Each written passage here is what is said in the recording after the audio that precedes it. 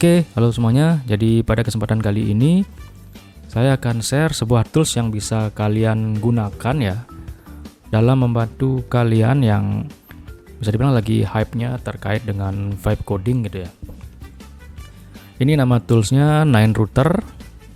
Nah, kalau dari website resminya itu dibilang Nine Router ini smart gateway ya, berarti penghubung antara tools yang kalian punya seperti Cursor, Cloud Code, Codex, Client, Copilot, dan lain-lain dengan 60 lebih provider AI. Nah, jadi dia sebagai jembatan ya antara tools dengan provider AI. Kemudian ada juga Smart 3 tier atau 3 tier ya, 3 level lah ibaratnya. Fallbacks maximize your subscription and keep your coding when limit hit. Jadi ada 3 level untuk fallback yang berfungsi untuk memaksimalkan subscription AI kalian dan juga bisa mempertahankan kalian tetap bisa ngoding walaupun kena limit gitu ya. Nah, kemudian di sini ada bonus juga built-in RTK dan Caveman sampai dengan 20 sampai 65% token. Jadi bisa dibilang ini ada fiturnya built-in RTK sama Caveman, jadi bisa menghemat penggunaan token kalian gitu ya. Oke, biar nggak banyak intro, kita langsung aja ke tutorialnya ya. Ini udah ada caranya untuk install. Jadi npm install min-g 9 router gitu ya tulisannya. Jadi kalian langsung aja buka terminal ya di sini. Tadi karena udah di copy, kita paste npm install min-g 9 router. Kalau misalkan npm nggak bisa, tambahin sudo aja di depannya. Sudo npm install min-g 9 router gitu. Nah, kalau sudah, kita coba tes. Ketik perintahnya 9 router. Nah, kalau tampilannya seperti ini, jadi dia sudah keinstall ya. Jadi ada choose interface server. Dia pakai port defaultnya 20128. Nah, ini kita tampilkan via web UI aja. Oke, nah otomatis dia akan direct ke browser ya. Nah, di sini default passwordnya 123456.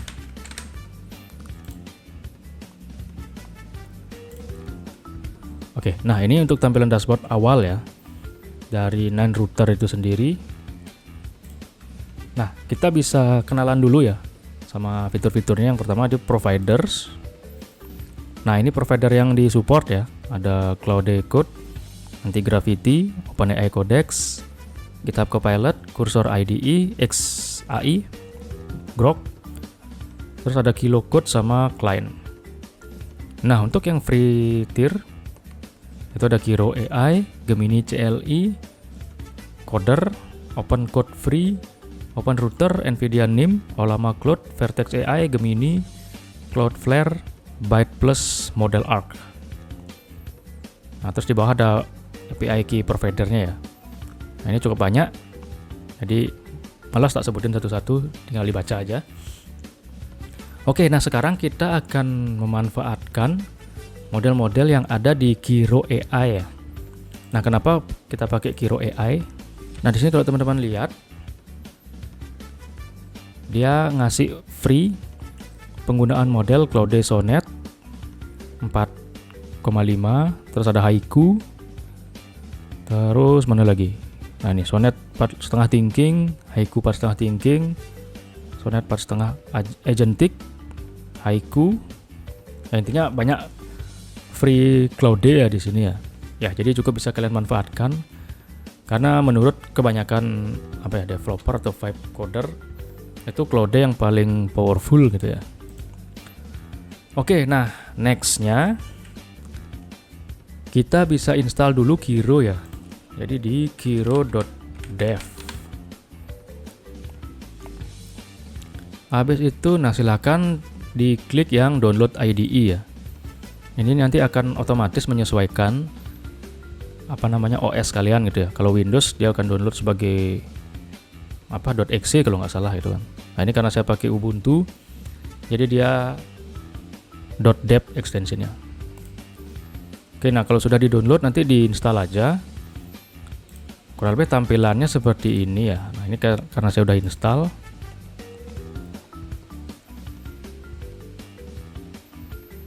Kiro. Nah kalau sudah sampai sini, silakan kalian sign in.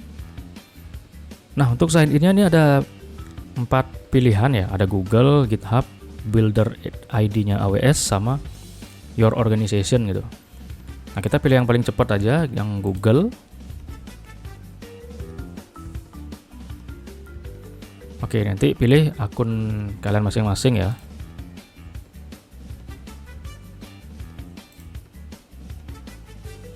Oke, ini udah ya, you can close this page.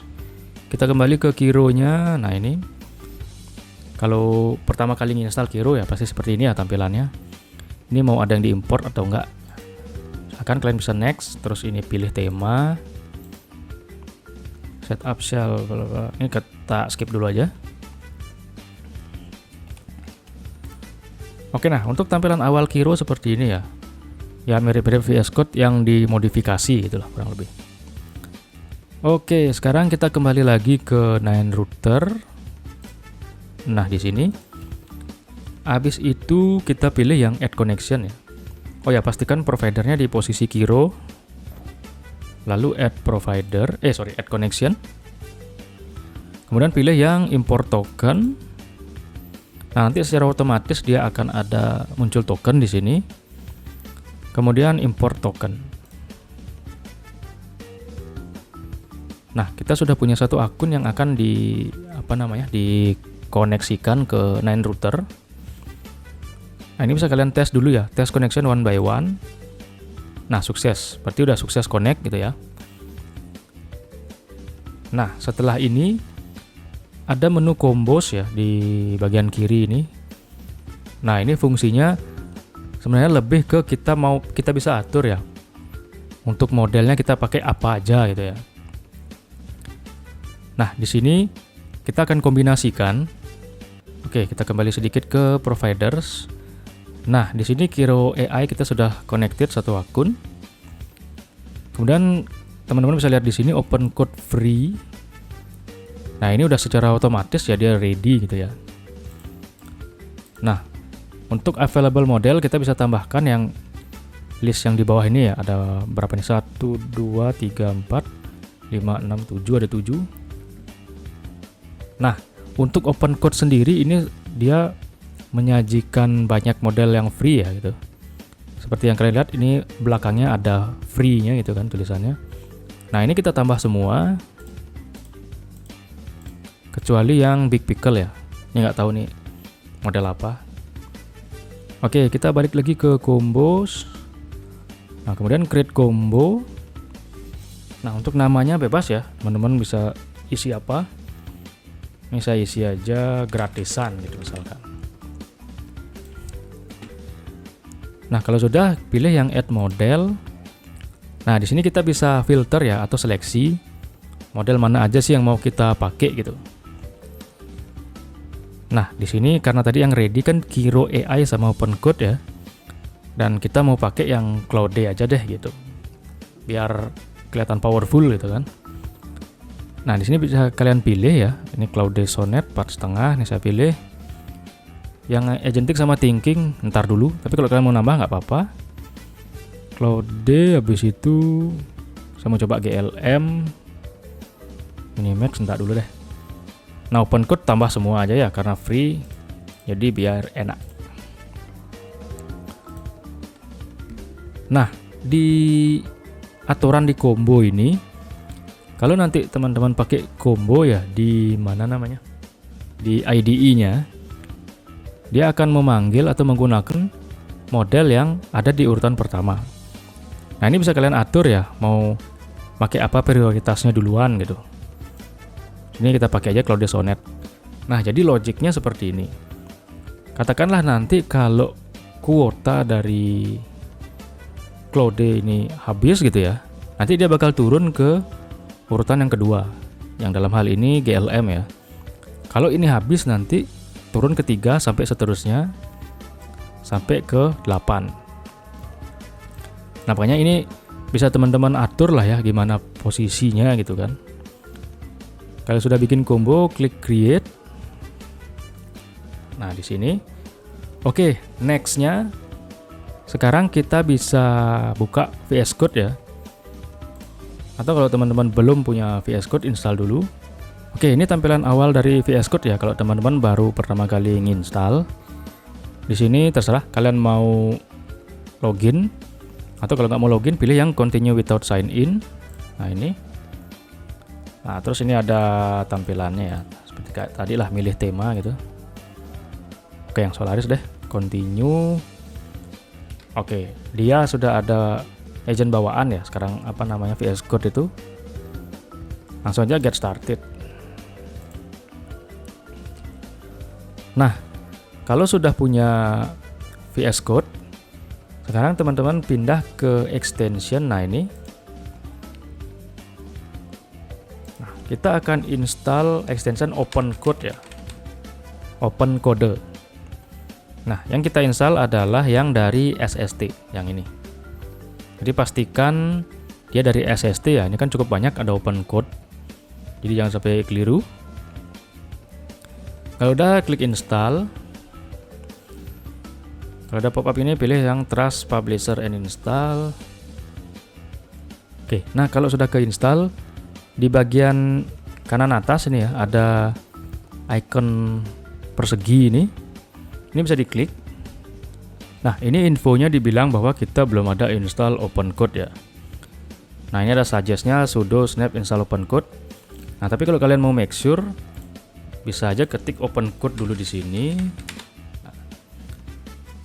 Pilih yang ini, terus kita cek ya cara installnya. Ini ada versi curl, npm, bla bla bla bla. Tadi pakai snap, di sini ada snap. Nah, kalian bisa pakai yang cara ini ya, yang curl aja. Ini pindah ke terminal lagi, kita tambahkan terminal baru. Habis itu paste, terus enter. Oke, kita tunggu, kita install apa namanya OpenCode CLI ya di sini. Oke, nah ini udah keinstall. Sekarang kita balik lagi ke VS Code. Coba kita ketik lagi OpenCode. Oke, kalau belum ketemu kita close lagi, kita buka lagi ya. Kita restart VS Code-nya. Terus coba kita tes lagi. OpenCode. Nah, udah kebaca ya. Jadi dia akan tampil seperti ini ya. Kalau udah keinstall OpenCode itu seperti command line lah sebenarnya juga. Tapi ini khusus untuk OpenCode. Nah, di sini untuk tipenya sendiri itu ada build sama plan ya. Kalau misalkan teman-teman yang familiar dengan GitHub Copilot gitu kan, dia kalau nggak salah ada ask, edit sama agent gitu. Nah, kali ini cuma dua, ada build sama plan gitu. Nah, ini ada tip run/connect to add an AI provider and start coding. Nah, kita bisa cek connect dulu ya, connect. Nah, dia bisa menyediakan banyak provider ya. Ini ada OpenCode Zen, OpenCode Go, Localhost, bla bla bla bla bla bla. Nah, ini cukup banyak, ada ininya. Oke, next-nya adalah kita close dulu ini, kita kembali ke dashboard dari Nine routernya. Yang mana tadi? Nah, ini. Kemudian kita bikin API key ya. Kalian bisa pindah ke endpoint. Terus pilih yang API key ya di bagian bawah. Kemudian create key. Nah, ini sembarang, bebas aja namanya ya. Kita bikin aja untuk ngoding gitu. Nah, kalau sudah, ini teman-teman copy untuk API key-nya. Kembali lagi ke VS Code. Nah, di bagian OpenCode ini kita pilih /connect. Nah, ini enter.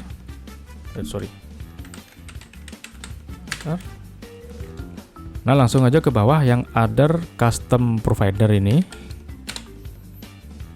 Nah, provider ID kita ketik 9 router. Nah, terus masukkan API key-nya. Enter. Oke, save credential for 9 router, configure it in opencode.json. Bla bla bla bla. Oke, next stepnya adalah kita buka opencode.json ya, tadi yang sesuai diarahkan gitu. Nah, ini karena saya pakai Ubuntu gitu ya. Dia ada di home, terus ada di opencode kalau nggak salah. Mana dia? Nah, ini .opencode. Salah. Dia ada di .config. Nah ini .config. Habis itu baru opencode. Ini. Nah, defaultnya dia opencode.jsonc ya. Nah, ini kita copy aja. Kita rename jadi opencode.json. Nah, biar kalian nggak repot, ini saya buatkan untuk template-nya ya, yang bisa kalian gunakan atau bisa kalian atur untuk opencode.json-nya. Opencode.json, nah kita open with pakai text editor aja, nggak apa-apa. Open. Nah, ini kita paste di sini. Nanti akan saya share juga ya untuk konfigurasinya gitu. Oke, HTTP ini benar. Nah, API key-nya paste API key yang tadi kita buat. Mana dia? Nah, ini. Nah, paste di sini. Nah, terus nama combo. Tadi kan kita udah buat combo ya. Dia di combos. Nama combo saya gratisan gitu. Ditulis gratisan. Nah, ini juga gratisan. Oke, ini biarin model. Nah, ini nama combo gratisan lagi kita ganti. Ini juga nama kombonya. Nah, kalau sudah kita save. Terus ini kita close. Nah, balik lagi ke VS Code, kita close lagi. Kita restart VS Code-nya.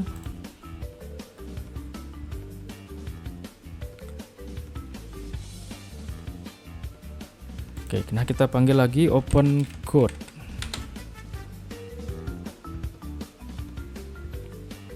Nah, sekarang udah muncul ya, ada gratisan 9 router di sini. Jadi ini artinya kita sudah bisa memuat atau ngeload model-model yang ada tadi di mana namanya 9 routernya. Oke, nah selanjutnya kita coba tes ya, apakah dia sudah bisa berkomunikasi dengan kita atau belum modelnya. Ya kan buka salah satu project kalian lah gitu ya. Ntar nih saya ngambil apa ya? Coba deh Lele detection gitu.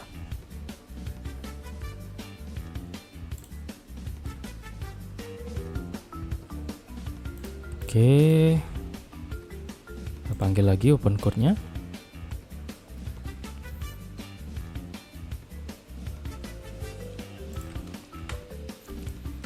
Oke, nah kita tes ya. Mungkin pendekatannya ini aja. Can you analyze this project gitu aja dulu ya. Terus enter.